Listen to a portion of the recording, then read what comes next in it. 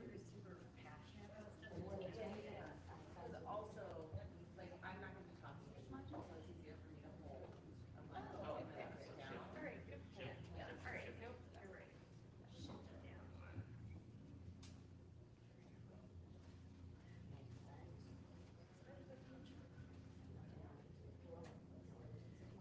Is this working? Ooh, it is. Yes. All right, we hear a rumor that our fifth panelist is on their way. And we'll see if I just sit and talk really slow. But welcome to more than just Bel Tine rituals in the Wheel of Time.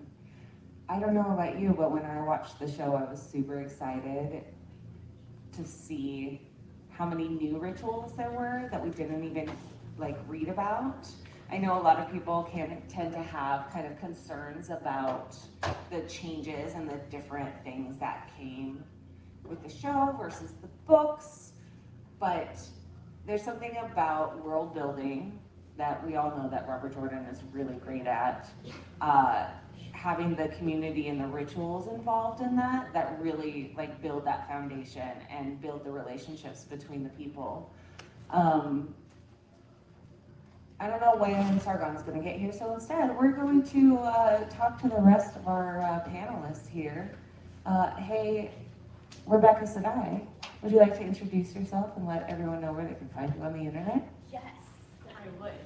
Hi, I am Rebecca Sadai. I'm mainly on Twitter. I am also on North Harbor podcast. For those of you who haven't found us yet, we are on Twitter, Instagram, Facebook, even though Facebook and Instagram are not very active because I'm in charge of those. And we do have a Discord channel, and we are also all fairly active on OnlyFins on Discord. You can find us there as well. So I am just here to hang out and talk about rituals. Okay. So excited that you're here. Very exciting. All right, Jim. Hi, I'm Jim, the father of Fantasy for the Ages. My son and I do a show. We talk about Wheel of Time, we talk about other fantasy and sci-fi and whatever nerdy stuff comes to our mind on a given day.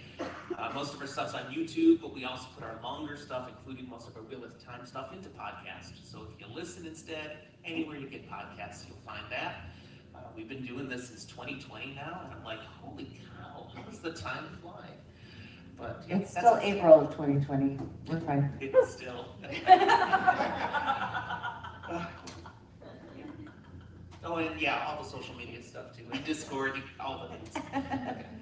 All right, Christina. I'm Christina Goodman, and I do not have a podcast anymore. I had a Sanderson podcast for a while, but What is that podcast? Because I'm sure it's a podcast, which means it's on the internet, which means people can find it. it was the Cosmere Cats, and I loved it, but we had to take it down because we couldn't afford it anymore for hosting. We did a close read on Final Empire and Warbreaker, and then it was kind of like life got in the way.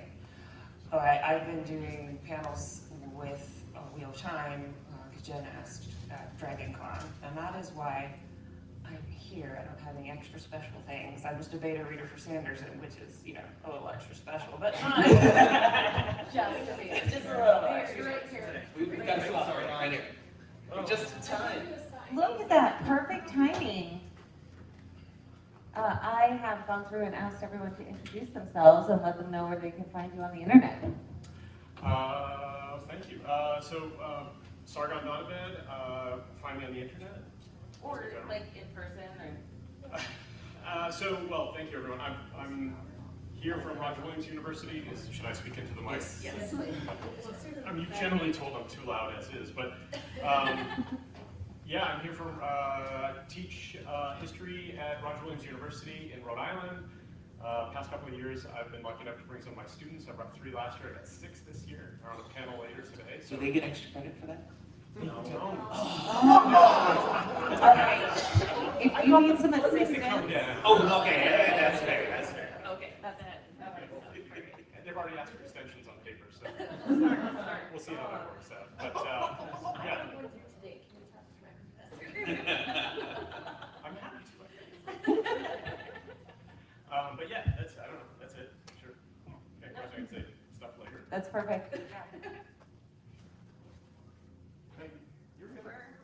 Is it green? It's red. Okay, you hit the button. No, I did. Okay. It was working a second ago. I know, it I'll was get you the working and it works and then it stops working, Yeah, which is it's fine. probably battery is mine. Yeah. Thank you. We can both share. He's gonna get new batteries. Okay. It's different. Well, good. While Cooper is doing that, I will introduce myself because I realized that I forgot that. Hi, I'm Kathy Campbell. I am the new leader of Dragamount, and I am. Now I know who you are. Oh God. Here we go. It's up. There we go. It's green. I know, but I pushed the button on my accident. Okay. Oh. Yay. Yay. No, it's so Stop touching the button. Is it green? No, it's red again. Okay, I'll go get the button. Share, I'll get you the Yeah, we'll battery. share. Sharing is good. We're friends. Sharing is caring. Yes, we all know. Yeah. We all went to preschool. Yes. I was raised by wolves, so no, I Well, you learned how to read, so that's important. werewolves. Excellent, excellent. So, we all are, how many first time? How careful do we need to be with spoilers? Who has not read the books all the way through? Good, because it's kind of hard to talk about rituals without spoilers. Right, right, but I wanted to be respectful and be How aware. far in the books are you? Don't ask me. No, don't Oh, ask your students? Don't talk to your students. No, or- we're not allowed to talk to your students? No, They're you not are. allowed, oh, okay. Okay, I'm just clarifying, I just need to make sure. Boundaries and That wasn't a communication hard are no. important. We all learned from the Wheel of Time how important communication is. And how bad communication can be if you don't do it. Yeah, yeah. Well, great. So, I'd love to kind of start with the first ritual that we see in the show. That moment on the mountaintop that we heard rumors about. It's green. It's green. I'm not gonna push the button. Thank you. Everyone will be able to be heard. Thank you, Cooper. Thank you for letting us all have a voice. Yeah. Once again, communication is key. So that moment on the mountaintop, and you see all of the women gathered together, and the words that are spoken, and that bond that you feel. I don't know about you, but I really, those actors, like, yeah. I mean, I have it right now just thinking about it. What did you think when you first, like, saw that, and how did it affect you knowing that we had not seen something like this in the actual books? It was just off set. So, for me, like, I loved it, right? But also, I really appreciated how it brought women and their religion into the forefront right away, and from, like, the actual world, and showing how Jordan used real life stuff too. So it just brings it all up front right away. You're like, okay, I recognize these types of ceremonies from other religions around the world. And I thought that was amazing and beautiful, how it showed like women are the ones bringing each other to the forefront and helping each other. And when you're a woman, you are not alone. Yeah. And like, that speaks to you because, I mean, look at the travels that Nynaeve and Egwene go through after that. And it makes them less afraid to approach women. I mean, it does get them into trouble with the poor group, What? but you know, they're not afraid to go to these women's houses and say, hey, I have a problem, can you help me? And that is Yeah. beautiful. That's a great introduction to that. For sure, for sure. You know, certainly it's showing us how the culture of the Tudors takes care of itself. You know, that it takes a village to raise a child. Here you've got this whole village surrounding each of these women at their time. So that was impressive to see how that's been built up over the years. I did kind of wonder, are they losing women from time to time? I mean, holy cow, that did not look safe. Listen, it's a fantasy world. And when they come back, sometimes the guys were like, oh, she did survive. You know, they don't know what happens, but you see it. Okay, maybe they don't always make it. I mean, it would make sense. It's a hard life. No. You never know what's gonna happen, but hopefully you wouldn't. You winnow a hope the little ones. Yeah. Yeah. Like out of Oh, yeah. walkabout, how many do they lose? Yeah. Yeah. It's a rite of passage. Yeah. Definitely. They take that very seriously. I had way too much. Sargon's gonna go last. Yeah. In everything. I'm used to it. Closer. I think it's, I was gonna say, it's really good for setting the tone of the series because it is, like you said, that collective. And the fact that the community is the one doing this, it's not just a one-off hero, which is the way that the Wheel of Time books are, is that there's a full cast of characters and they're all extremely important to the pattern. And I feel like that having the communal rituals combined with that individual test of strength, test of willpower, the two balanced is a really good metaphor for the whole series. Absolutely. Yeah. Yeah. And yeah.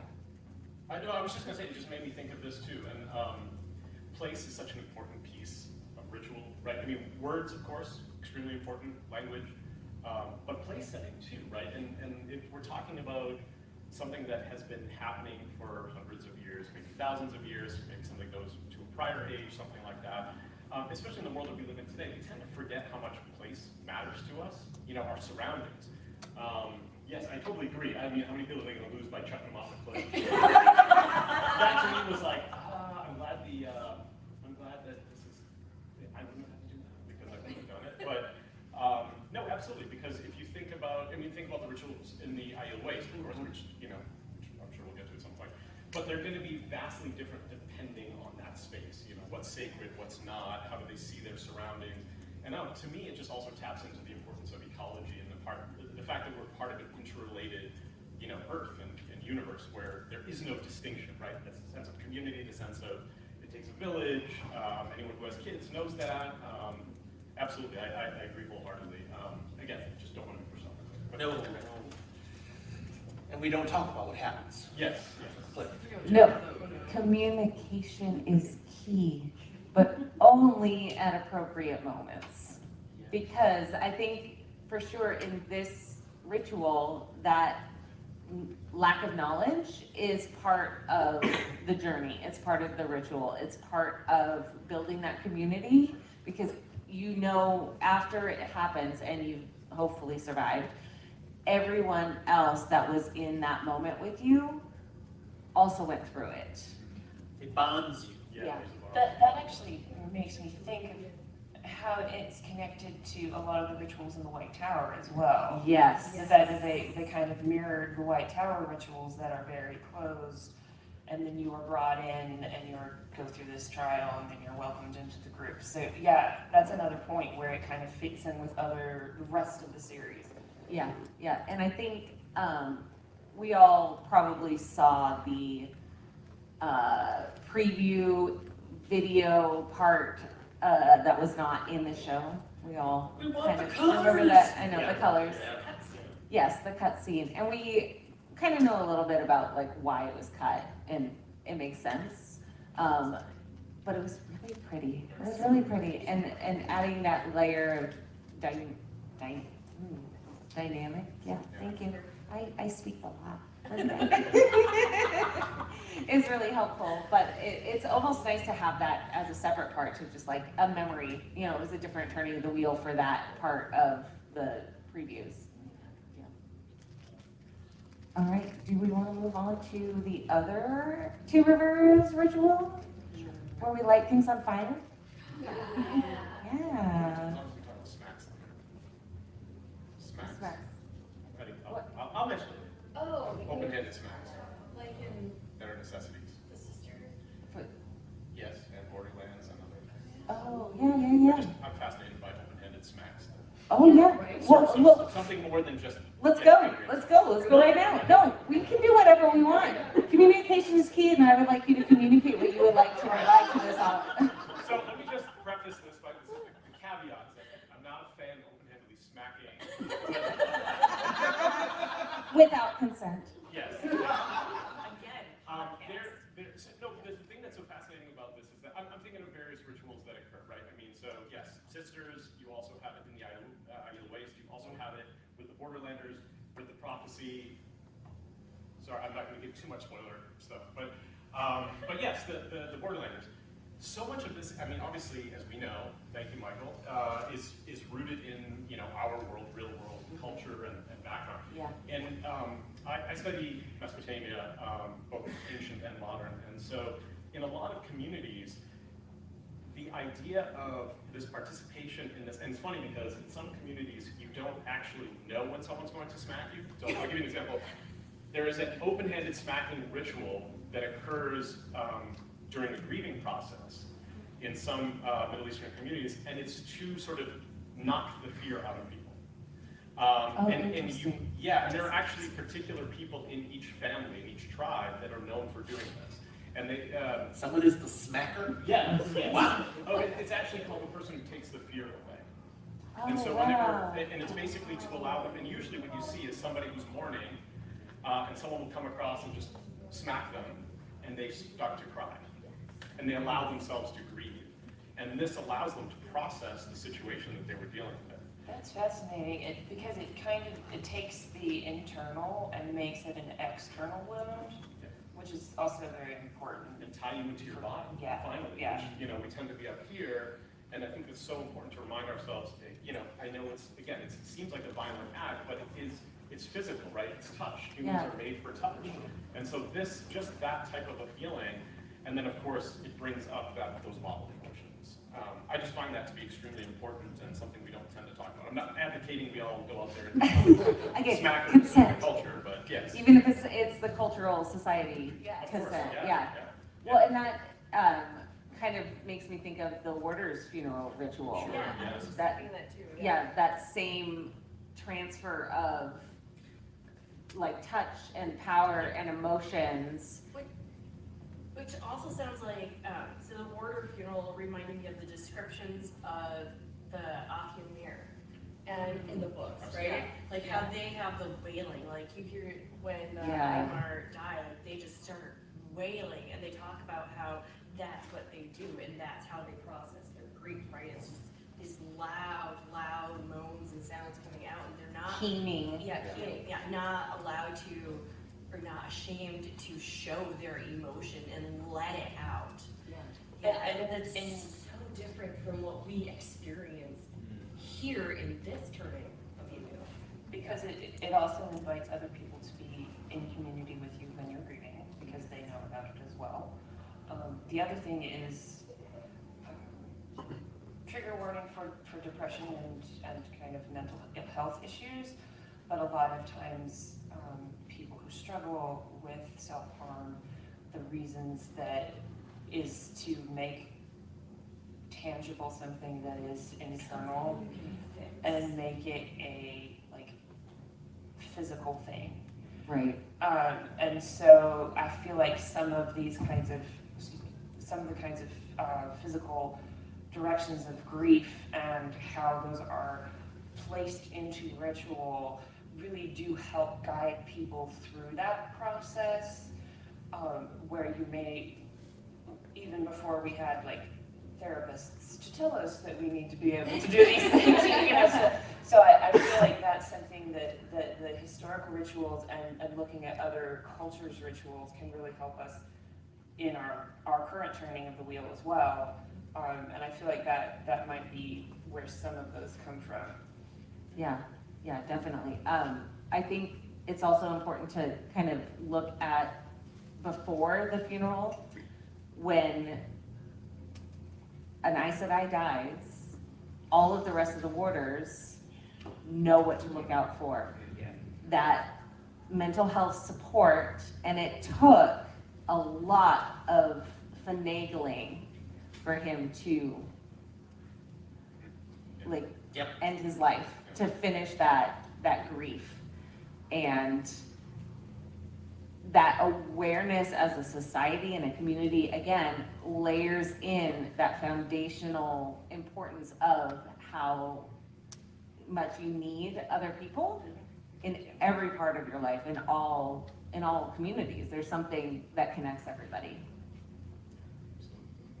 Yeah, and they play with isolation a lot, right? What happens with that, and of course with COVID, and we certainly understand that so much better nowadays. But I think about what happens to Matt as he isolates himself and becomes further isolated, and then all of a sudden it starts to shift again once people get connected. But yeah, connection. When he's on his travels to Tyr, and we see what happens Oh, to him yeah. when he's alone. He Yeah. goes into some very dark places when he is left to think.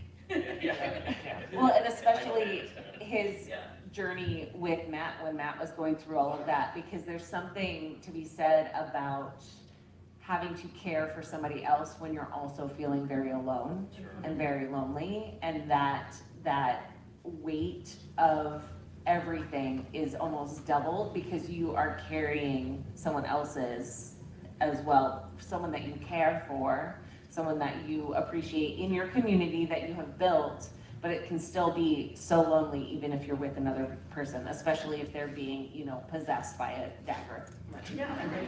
I don't know if any of you have experienced that. Yeah, I haven't myself. No. You're lucky. Yeah. I feel bad. Yes. From what I read, it is awful.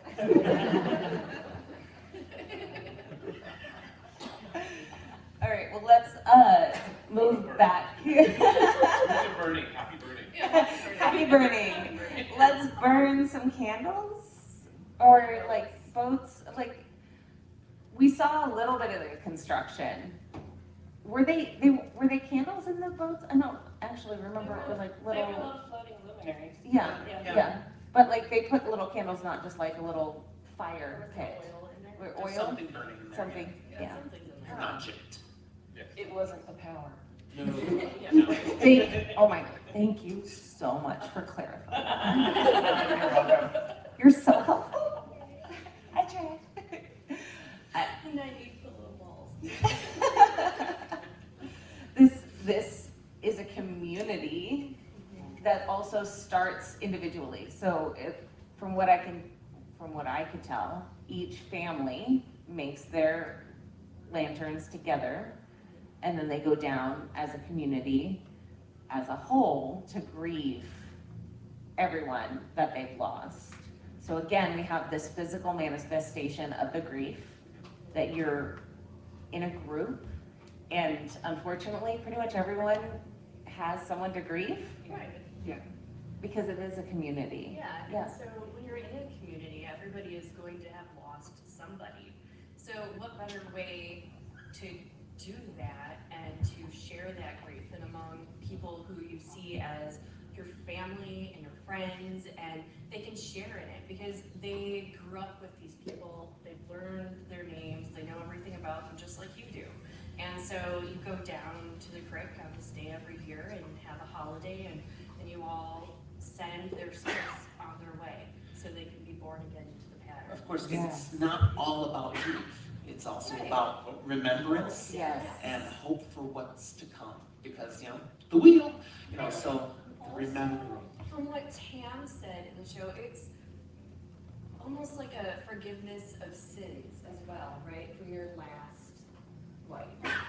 You've been reborn and now you're free to try again, to do better. Yeah. A remembrance of what was Ladder, wrong. That you have this new opportunity. And then that speaks to not so much though a karmic ladder, you said, because it's a fresh start. Sure. It's not, okay, now you're a cockroach. No, it's something, a fresh I mean, you chance. could be, we don't know. There's no. Well, okay, you could be. Actually, I'm reborn as Trollocs. I'm sorry. Oh, please no, please no. Like, I Okay. think of this, and I'm like, because the karmic ladder kind of brought me Can I back, request the bird one? That's really interesting. Well, there would be. Daniel Henny can slay me any day.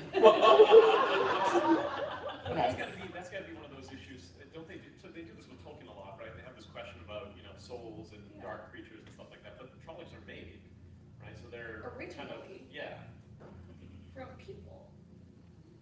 Yeah, I guess. And So they might have 10 creatures. Yeah. So, like, how does that work? That's a good question. Yeah. I think they self-perpetuate now. Yeah.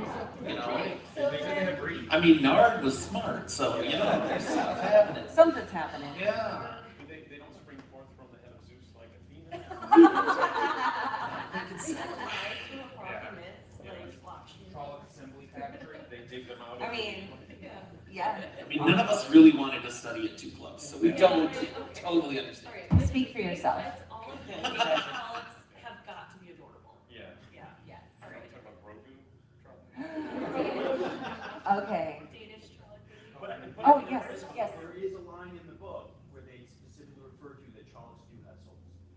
Okay, Really? yes. Okay, okay. Yes, doesn't I think they're talking Lanford about say dreams. even Trollocs can dream? Can dream, They yeah. can Ooh. dream, they have souls, Yes. Vordrol don't. Do not. Okay. But They the can't Trollocs dream. are specifically So- not to have souls. I wonder if that's what makes a fade, is If it's a chance. if the soul doesn't get attached to the body. And because we know fades are kind of off-puts of Trollocs. Yeah, they're Like, mutations. Mutations. Yeah. And it's just, oh, the soul didn't get attached. There weren't enough souls hanging around. The grandmother don't have it. Yeah. Now I'm thinking about the Trolloc grieving ritual of eating the other. All right, listen, I think we need to. All right, we know Maria's here. We need to ask her. We need to ask Maria about Trollocs and the souls and the fades. Maria, if you're out there, she's not here now, but Wait, in doesn't the the world. Dark One control the soul? Like, he's got Rand's soul. Oh. He'd be able to plant what his soul wherever he Oh, wants. interesting. So the Dark One, does the Dark One control all souls? Or just ones that he managed to like pull from his? He has to get them before they get away. No, but they said even if Randall Thor died, he's the Dark Horse anyway. His soul is his, it's forfeit. That's But kind of- that's I what know was that's- But said. yeah, That's no, not no, necessarily That was true. said, yeah. It's an Unre- thing. Unreliable narrators, that's a big thing. Lord of the Grave, right? But to go back to the thing that Jim was saying earlier, I like that's glimmer of hope that you're always offered. I think that's one of the most important things about the text and the show.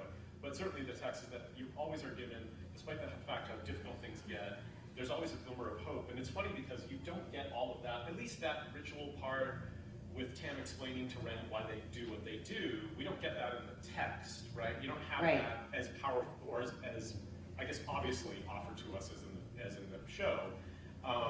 Which I think helps people out, and maybe it's for me because I feel like the violence of the show, the visual violence of the show at the beginning is kind of like, okay, there's a lot of stuff going on here, and having that allows me to offset some of that. Yeah. Whereas maybe in the books I didn't need it as much because It was, as the progress was slower. Yeah. Yeah, and you could have those, you could find those quieter moments, the calmer moments Yeah. where there's only 8 episodes. You don't have as much space, and so having that roller coaster makes a lot of sense. It makes good TV. And the rebirth. And it is- does make good TV. Yeah.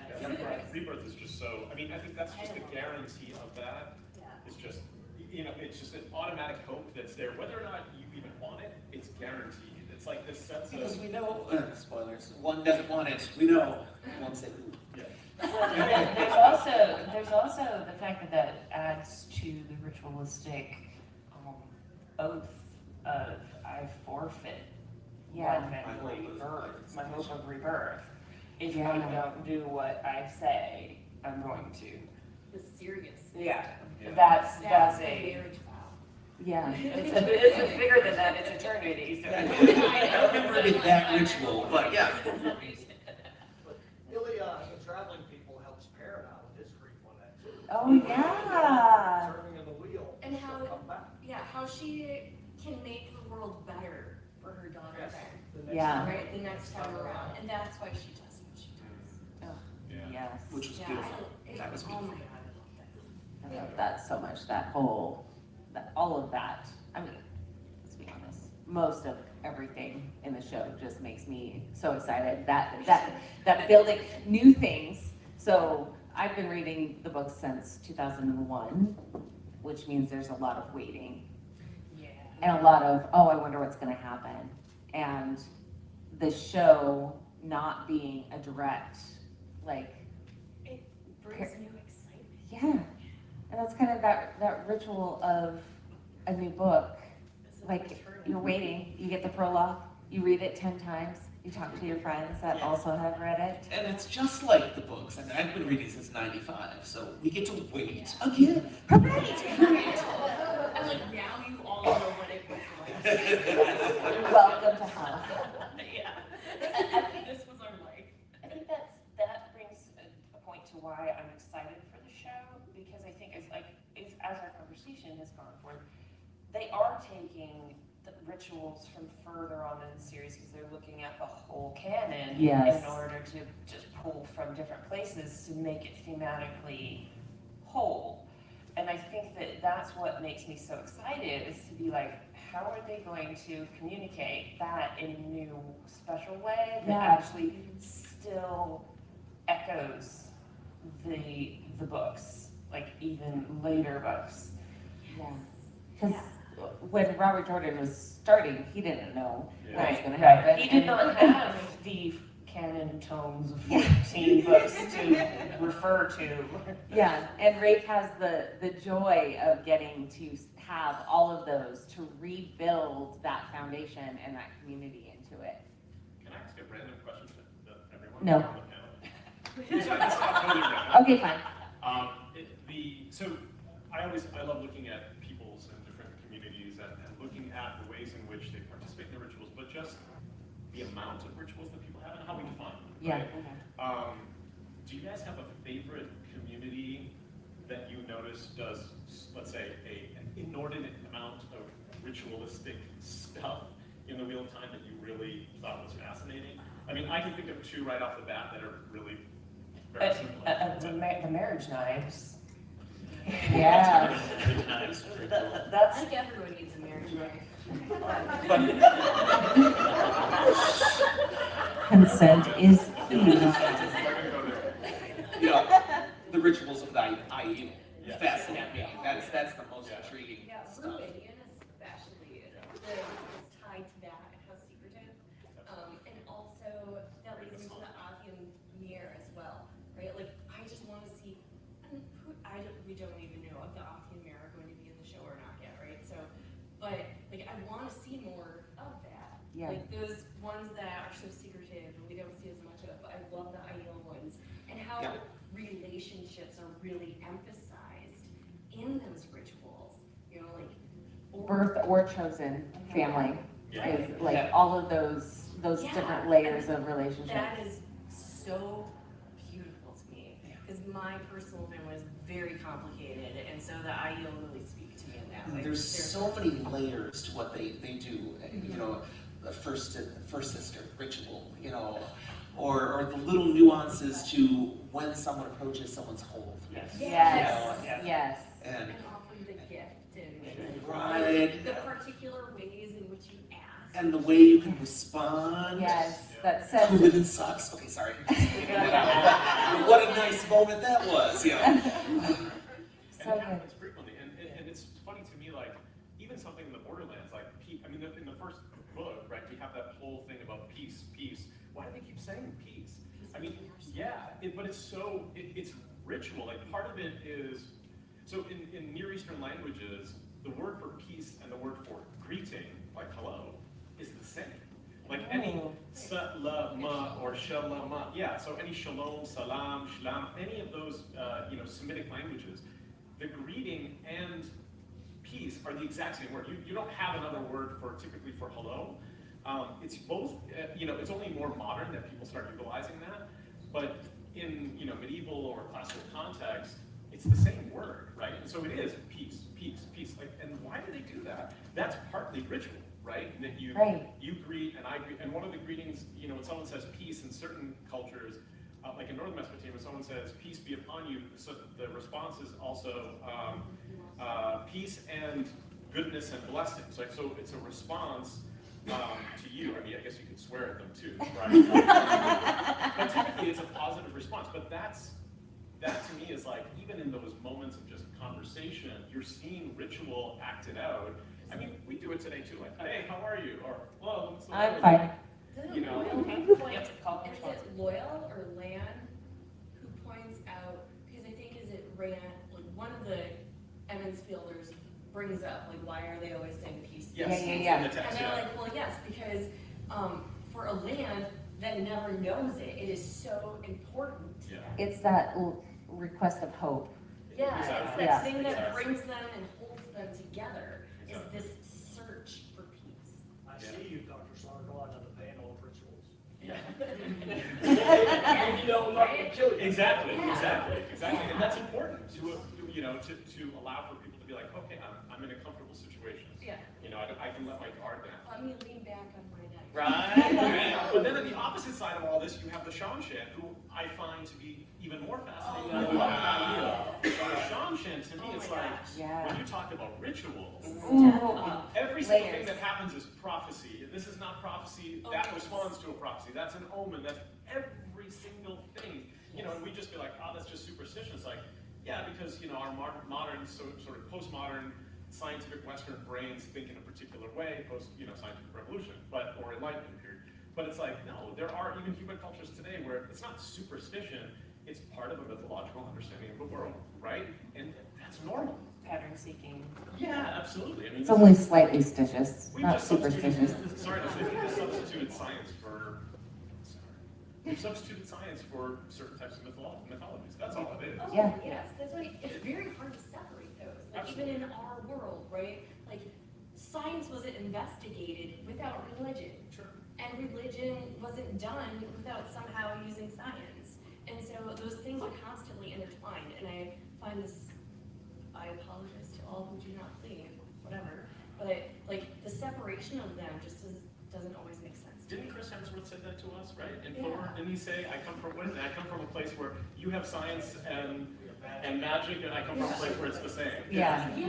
Yeah, and I love found that it. so fascinating, because they don't distinguish, right? Like, it's just like First Nations It people can be the don't same. distinguish between the ritual and the magic and the belief system. Like, there's no thing like, oh, on Saturdays or on Sundays or on Fridays, I go to this religious thing and I do this religious ritual. It's called patterns of life or part of life simply because it is a way of life, right? It's not like a thing I do on the side in my spare time, right? So it's this really fascinating thing. Anyways, I just find this Shan. I just want to throw that up. Yeah, Oh, yeah, yeah. yeah. I love the You know, Shan. I think the ideal is just as embedded as the Shan. Oh, 100%. Oh, yeah. yeah. I find the Shan one step beyond of like, Yes. everything is like an omen. I'm like, oh boy. Well, and then, can we talk about the Aes Sedai? So you have That's what I was about to say. these the tower. individuals Mhm. from their communities with Tyr, Ilian, whatever they're talking about, they're all coming and not necessarily have to forget everything that they learned in their individual homes, but replace it with something else that is connected with the Aes Sedai as the whole, with the actual Ajas that they're a part of, with their individual cliques in the Ajas, you know, the things that you learn as a novice and as an accepted, to replace what's going on from your previous life. And It's the, sort of necessity, I'm sorry. no, go ahead. It's sort of necessity though as well, because by the time that there have been Aes Sedai for like 10 years, sometimes, like their families, their communities, their countries, their kingdoms may not even exist anymore. Right. Yeah, that longevity of life Yeah. so means it's that cycle is part different. of necessity. Oh, can you Yeah, there- say that into the microphone, please? It's like a Jedi, so you're right. Sorry. Connected. Oh, I'm sorry, this is a Wheel of Time panel. I think it's key to note the rituals that we see in the novice test, but even more so in the accepted test. And then eventually, you know, okay, it's winnowing out those who can't let go. Right. The ones who have to Yes. hold on to where they came from. They have to want to be Aes Sedai more than anything. Yeah. And that ritual builds it in.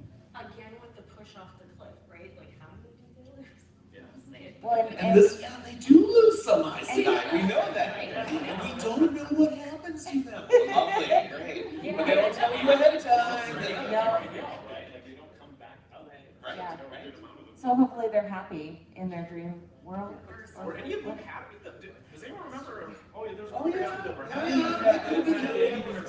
Yeah. Right. Yeah. I just feel like at the end there's always like this little catch, but yeah. But was Yeah. it not, I mean, kind of sketch that, yeah, you can stay and be happy, and you'll be happy, until you just aren't? Yeah. Well, until you just don't exist anymore. Yes. So I have a quick note about something that's different from the books and then the show. Yeah. So, the show, we see them braiding the hair, and it's so important to Egwene. But then in the book, it's like 2 weeks later, and she's undoing her braids. She's so excited to get on the new ritual of, oh, well, they don't braid their hair. Yeah. So, I mean, that, like, how your rituals, how they define your identity, I hope that they bring that into the show to show like how important that is. Yeah, the transference from being a Two Rivers person to a potential hopeful Aes Sedai. Yeah. Yeah, that's a great point. Yes, in the back. Yeah, just getting back to the Sanchan, are there any specific rituals or practices that they could be elaborated on to make them more relatable and a little bit more digestible for, He's wondering about what rituals I am- for the Shanshan. I am terrified and excited and wondering if they're going to show the Damane and Soldam festivals, essentially. Oh. Right? Like Oh, how they go interesting. through and get tested, Yeah. each one. Like maybe a flashback or like Yeah. transferring over, maybe we can Yeah. hang out in. Interesting. Yeah, like I want to, like, I kind of want to see it, but at the same time, I know like that's disturbing. But I also still Yeah. kind of want to see it because I am a Lot fan and I need to know that. I don't need to see the ritual of how we destroy children with tidal waves, though. Yeah. No more. Yeah. Listen. I know. She had a boat right behind her. Said you don't know what she did. We also don't know what happened to her. Yeah, like She could they be fine. They could. Like we don't know. She's great. Force field to. Yeah. Like maybe that's how she first channels. Yes, in the back. When my daughter and I watched at the beginning of the TV show, she was fascinated with melting the Aes Sedai rings. Oh yeah, melting the Aes Sedai rings. Yeah. To me was, imagine you're going to make a new ring out of that. When you get your ring, you are through that ring united with all the Aes Sedai who came Yeah. before you. Connected with all the previous Aes Why isn't Sedai. she on the panel? That was Because she's doing something Yes. else. Yeah, the reincarnation of it I mean, we too. don't do quite the same thing, but like, does anyone have a wedding ring that's been passed down in their family? Yeah. I feel like that's partly one of those things, right? It's a remembrance of everyone that's come before you. I mean, or sometimes people do recycled. I've actually met someone who's had a recycled ring of like 2 or 3 different family members where they've had it. Yeah, you meld it all together, yeah. Reforged. But yeah, I agree. That's a wonderful process because it does connect you to a larger society. Yeah. Especially with the fact that it's Especially all, You have to let go of everything you were. Yes. yeah, Right now, yeah. so now you are no longer alone in that. Right. Yeah. And the fact that fire pit circle thing is always there. It's always running. It's always reliable. Yes. One of the things that's really interesting about Jordan's work with rituals is, in our world, so many rituals are about conserving, about keeping something the way it was. Oh, And yeah. not changing it, but I feel like with Jordan's rituals, they're almost always about, hope, something new, something rebirth, Yeah. finding things, curiosity, knowledge. Yeah. It's an outward push instead of a closed push to keep like when you're It's in the like village. shadow When you're in the villages, sometimes it feels like, okay, we're in the world where a lot of the rituals and a lot of the beliefs are very closed. And Right. we don't want to change how things work. But actually, Jordan builds so much of his ritual on learning, curiosity, knowledge, trying it. You better jump off the freaking cliff. No, we're gonna push you on. Yeah. You think you're going to jump? No, I was just gonna say, can I add to that, because it also connects to the Shanshan question. I think I've always been fascinated by the being raised to the blood and the shaving. Oh, yeah. Yeah, I find the shaving ritual interesting because, when you shave, right? Sometimes shaving is also a sign of shame. So, but he's becoming something new as well, right? So he is, I think, a particular person. But you know, when you go through that process, it's fascinating because you're letting go of who you were. But I don't know if anyone, I studied enough like theology and religious studies to see how when someone jumps from one religion to another, in particular something like even within Christianity. So if you went from like, if anyone's seen my Big Fat Greek Wedding, it's kind of funny. Oh, yeah. So if you go from like Protestantism to Catholicism or Eastern Orthodoxy, there's a process, right? And so in that process, one of the things they say is you're not necessarily, depending on what church you go from, you're not leaving your church, but you're also becoming part of ours. So there's like an integration, but also a shift in who you are, right? So you're there and you're not. You've gone beyond that. And I find that to be kind of like the blood ritual because you are who you are, right? You're still the head of your country, but you're also part of us. You're part of something larger than that. And I love that because it also comes with like a shaving. And think about like, you know, native rituals. One of the major things in a lot of, you know, First Nations peoples was to keep your hair long, right? That was a sign of honor and respect. And if you lost it, it was a sign of shame, right? So it's interesting. Amish, say like, you know, to grow their beards, and if they're shaved off, then they're forced out of the community, or they're just now longer part of it, or it's because they did something bad, so they have to lose their. Yeah, very interesting. Saucing, you also get a new name. Yes. Yeah. Your whole identity. Jordan was pushing in everything, in his culture, in his rituals, in his philosophies, everything's pushing towards change, it's pushing towards striving, doing something new. Right. Yeah. It was always It's true. not what we normally see, it's all about preserve. Yeah. This is something that, what's making me think of is high control groups and cults. Yes. And I'm wondering, I don't feel like the Black Aja had enough rituals. You know what, that's a really good point. I'm Right, that we gonna, know of. yeah. Because the breaking down of self, the renaming, the changes in physical appearance, so those kinds of things can be used by high conflict individuals to create a high conflict, high control group. And I'm wondering if Rafe will go there with any of that, because it's not something that Jordan did. Well, especially because you don't have the community, because not many people know who the others are. Right. All right, the lovely blonde in the back who has been so patiently raising her hand.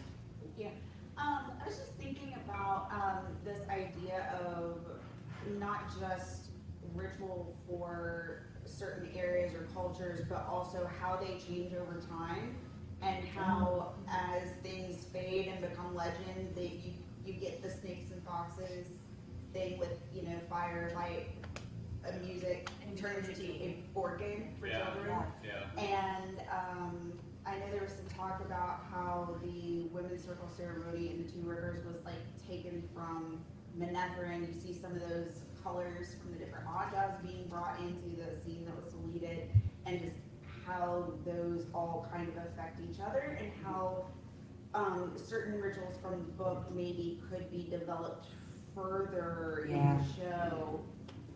Yeah, we've definitely seen Rafe pull bits and pieces from different places in real life and in the books to kind of create this magic. I'm so excited for season 2. Hopefully we'll get into it. All right. One thing that's fascinating me on that latest reread of it is how uncomfortable some of those rituals make the person feel. Oh, yeah. Like going through the accepted text, joining the Black Hour. Getting thrown off of Or even in the show when Gwen is brought before the questioner. Or she has to be pure to be before him. Just everything, not everything in that Not world all is rituals are good rituals. That's what's fascinating to me. It's not all these rituals. Yeah. And really, it's also in who's in control of the ritual and getting to decide who's in and out. Because, like I said, if there's a high conflict person at the top, Because there's the general prevailing theme with all of these rituals we've talked about, that the one going through or experiencing has to let go of control. And doesn't know entirely. You're putting yourself in the hands of those who are conducting the ritual. of the wheel. Yeah, and what level of trust is there You know, Right. in the Two Rivers, there was a lot of trust. I mean, those Oh, women, yeah. you know, she didn't see the push coming, but she trusted. They cared for her and her best. And this, Yeah. but there are other rituals where there isn't that same trust. And who's at the top? Yeah. And Yeah. a lot of them are used politically, right? So, Yeah. Oh, yeah. You can easily use ritual as, support for particular political. Yeah. ideologies. Did you have a question with the blue shirt? So I just want to dovetail off the Black Aja rituals, the way you're just not talking about trust. We learned from someone that Dark One selects for selfishness. Oh, The yeah. other rituals have been about bringing you into a community and passing along something. And what we know about the Black Aja is they don't trust. One of the very first things they do is you're introduced to a group that does not trust you. You're sworn to secrecy. That's about it. You're sworn to Dark One and yourself, not a bigger group. Yeah. Yeah. There's a Very individualized, right? Yeah. Very like me generation. Well, thankfully, that's why they fail. there is Maybe that's who we are. Yeah, I know. Maybe we're all Black Aja. Listen, we can talk later. So one that I find interesting that I hope gets expanded is like with the Shara, like the permanent tattoo. Oh, yeah. It's almost the opposite of Shanchan, is that you can be raised in the blood of Shanchan. Once you're tattooed, you cannot go up again. Yeah. Only go down. Yeah. Oh. Yeah, I love how Edwin points that out. Like, what a disturbing culture where all you can go is down. Yeah. Where you are, essentially. And tattoos in our culture generally are things you choose yourself. Right. And it's a show of freedom. What And they are. Now we know. She has a long story, clearly. Yeah. You know, we can talk after. We're here for you. Yeah, we're here to support, we're we reading. think of them as signs of individuality, right? Versus, a sign of, except in some places where it's traditional for family to do particular things, Right. right? So, but yeah, absolutely, that's a great point. Like, it locks you in, and you go falling down. Can you speak to, the cult aspect? So there are things like the Aes Sedai, which could have been a cult, except that it isn't based upon one person having control in a negative sense, and it isn't based upon. White cloaks. Yeah, then you The get. children of the light for all of So, those that are in. can you speak to the cult and the ritual of the cult section with some of these groups? I would love to take this question. Oh, please. Take it away. Thanks, Christina. Yes, so that's where I think cults rise up within groups that already have rituals and sometimes can co-opt the rituals. So I'm fairly certain that there were honorable seats who were cult leaders. Oh, absolutely. So, yeah. Not mentioning any names. She's not guilty of the first charge. That's right, she got off on sedition. Because there's that giving up of self and joining the collective, that can be abused by people so much that I feel like this is something that is actually missing from the books. The potential for that to go badly, simply because in real life that goes badly so often.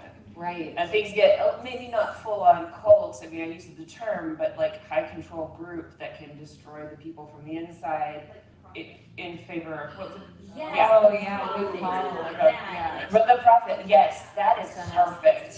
So I was about to say that Rand is the closest to, he was on his way in certain points to being a cult leader, you could see it, but he never had that lack of empathy that was required to Right. do it, because he always still felt the intense guilt for what he had to do.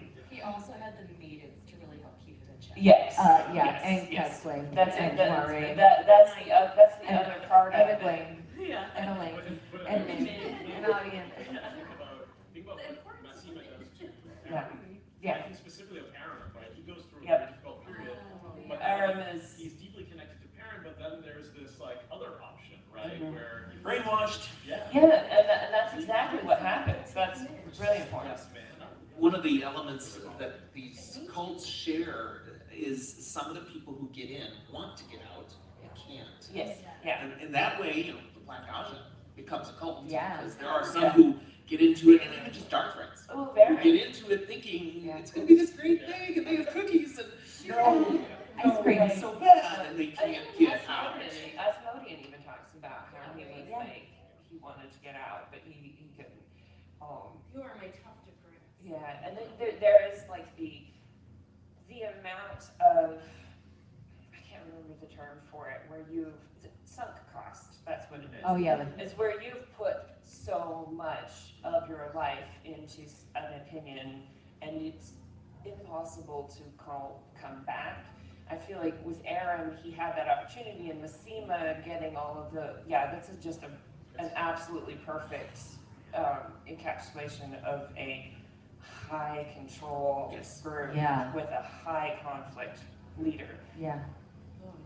On the subject of cults, and this might be a little bit of a,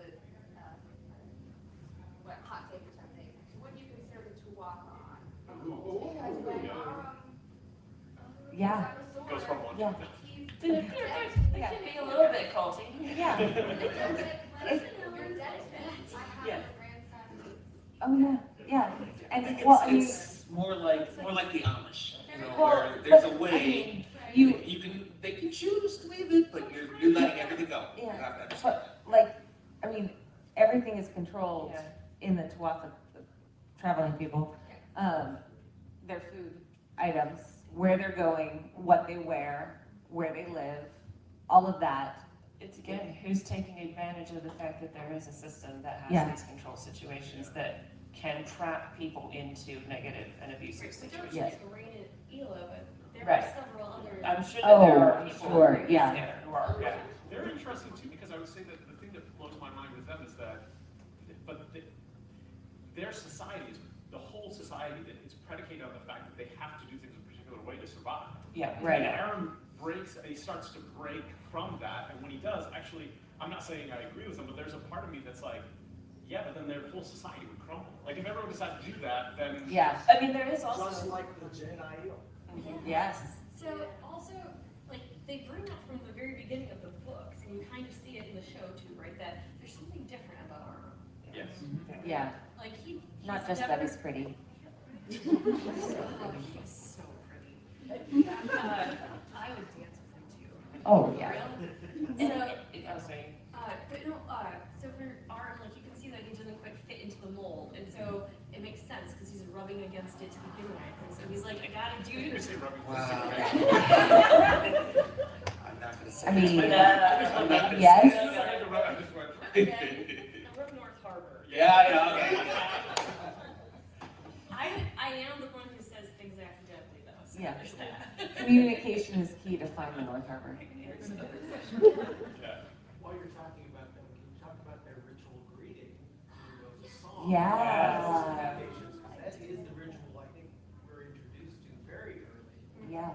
And it's something I persistent, and then we find out later why they're searching for the song. But I'm just saying, keep talking to them. Yeah. Well, and especially because they don't know why they're asking. Yeah. It's, yeah, or what they're looking for. that's What one of the things I love about rituals in the Wheel of Time is that even with like Meridian, there's a point where we see kind of in the future things that are happening now in the books and how they're misinterpreted. Yeah. And how that ritual stays there, but nobody knows why. Sure. It's very true to life. Rituals, sometimes we lose the reason why, and yet we still do it, because we have to do it. Yeah. It's okay sometimes to be an Aaron, just don't end up like Aaron. I just finished a women religion class. The separation between like the original like writings and teachings versus the dogma that's in place now is like oodles, and that speaks to that, right? Like we see it in these books too, and so Jordan obviously saw that. You know, this is what started it, and this is why they say they're doing it now, and they're doing Yeah. really different things. And the culture took it from the original founder and then just made it what they needed to. And culture's not static, right? Yeah. It's Yeah. constantly changing and evolving because Right. every day is a different day, every moment. And so sometimes it's small little shifts, and then they become part of the ritual, Yeah. and then they perpetuate, and then constant perpetuation. To that, there's a moment where Galad specifically, he's reading The Way Yes. from Life. Oh, and yeah. Specifically says, over time, some people may have taken a little too far, but his original ideas are sound. Yes. Yes. And, Yes. and That is the so true. Jewish So many dietary laws are the same thing. Yeah. The dietary, most of the dietary laws have nothing to do with diet if you read the original text. Sure. Some of them were about foods that will kill you because they didn't know how to cook things properly. Yeah. But a bunch of them have to do with animal cruelty and have nothing to do with food preparation at all. Yeah. And it's one, the separation of milk and meat in religious observance in very religious Jewish households. It actually, the actual text is about, the line is, do not boil a kid in its mother's milk, and if you read the Talmud, which is the writings about it, it's really about not treating your animals in an inconsiderate way. Yeah. It's built up to be this, don't have cheeseburger. Yeah. And Good point. that's exactly, great point. Yeah, and it's funny because Chris Rock has a real funny take on this. I mean, I don't want to bring that up, but he had an interesting take where he said, "What is this thing about meat and meat will kill you?" And he said something like, "Green meat will kill you, right?" And it shouldn't be about my dietary laws. It should be about how good I am. And that's the interesting thing. It was originally about that. It's absolutely originally about like kindness and the correct way, and also protecting people from illness, right? Yeah. And we know that about cooking pork. If you don't cook pork properly, you will get violently ill, right? Exactly. Yeah, there's all of this that exists in there, and almost always we run in 50 different directions, but that's because of other events that occur over time. Yeah. No, it's very fascinating how that happens. All right, it is 12:34, but James hasn't come to kick us out yet, so we're gonna go over here. Okay. We got I was some. going to say that going back to the Songchen, how they have enslaved the Mani, how you make that transition or make it more edible, so to speak, is why they did it to begin with. They did it because the Aes or the channelers at their time were destroying them. Yep. Right. And so they did it in a way of control, and then it becomes, as you say, morphs into something else. Now they're animals. Yeah. Yeah. Right? Right. No way. No. Yeah, but the point. What was his kid though? It was the kid that when came the up with it. kids left. Like, Yeah. I don't think he was there yet when the kids Oh, that. went off on their. There was some, like, an Aes Sedai was trying to get him to trust her. He Right, was right. being compulsory, I don't remember There's what. been- yeah. Compulsory. It should be always out. Right, exactly, and they were like, oh, here's, you can trust me, here's a tool that you can use to Right. trust, is like, I said, I am here, like, I'll be your advisor. And I'll take care of you. Yeah. Yeah. Yeah. And then they collared her. Yeah. Yes. Colonel. Yes. Yep. Something just dawned on me. My daughter was talking about the rings and reusing the rings, but the Inquisitor had all those rings Oh, yeah. without even realizing it. It was a form of genocide. Breaking the chain. Yeah. I feel like he recognized, he probably Oh, yeah. realized Sure, he that. knows it. Without Yeah. knowing Maybe the it's doing- ritual, he Yeah. still understood the importance.